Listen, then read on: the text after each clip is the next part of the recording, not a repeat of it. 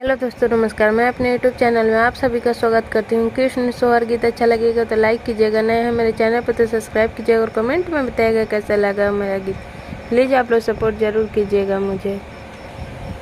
कहवा में बोले कोई लरिया त कहवा में मोर बोले हो।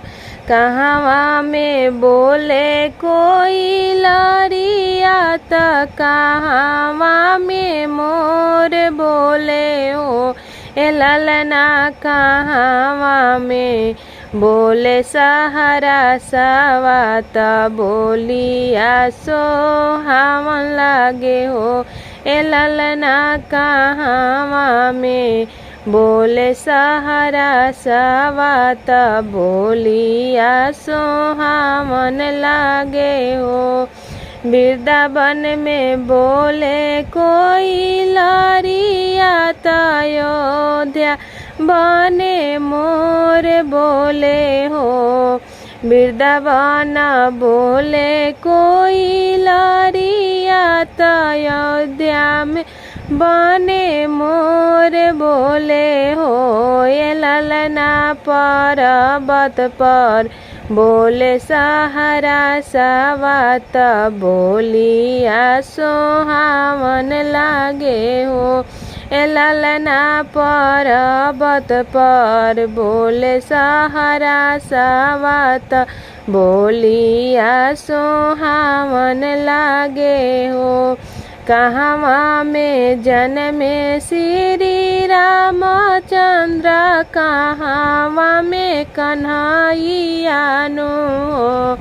कहवा में जन्मे श्री रामचंद्र कहवा में कन्हैयानु हो। ए ललना कहवा में जन्मे हनुमान त तीनों घर सोहर होला हो।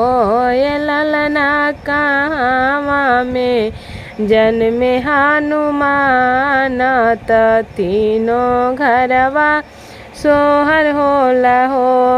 अयोध्या में जन्मे श्री रामचंद्र गोकुल में कन्हैयानु हो।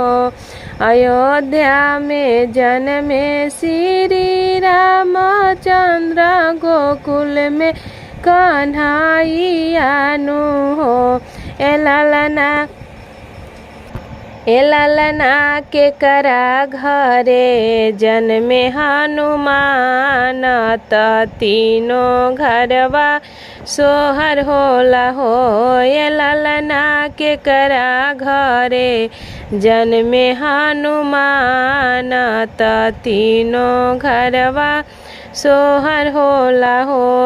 कौशल्या के जन्मे श्री रामचंद्र अयोध्या के कन्हैयानु हो।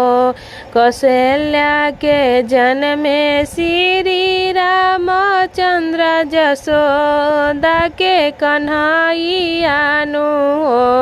ए ललना अंजना के जन्मे हनुमान त तीनों घरवा सोहर होला हो। ये ललना अंजना के जन्मे हनुमान त तीनों घरवा सोहर होला हो। के करा के मरले श्री रामचंद्र के करा के कन्हैयानु हो। के करा के मरले श्री रामचंद्र के करा के कन्हैयानु हो। ए ललना काई दहन कैले हनुमान त धर्म के लाज रखले हो। ए ललना काई दहन कैले हनुमान त धर्म के लाज रखले हो।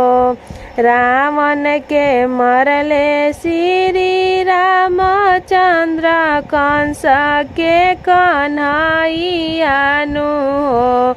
रावण के मरले श्री रामचंद्र कंस के कन्हैयानु हो। ललना लंका दहन कैले हनुमान त धर्म के लाज रखले हो।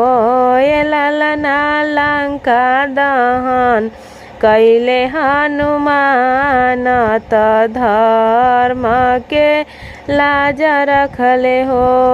कहवा में बोले कोई लरिया त कहवा में मोर बोले हो।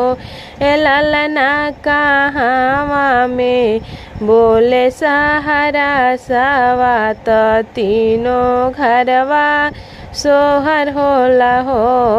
ललना कहवा में बोले सहारा सवा त तीनों घरवा सोहर होला हो।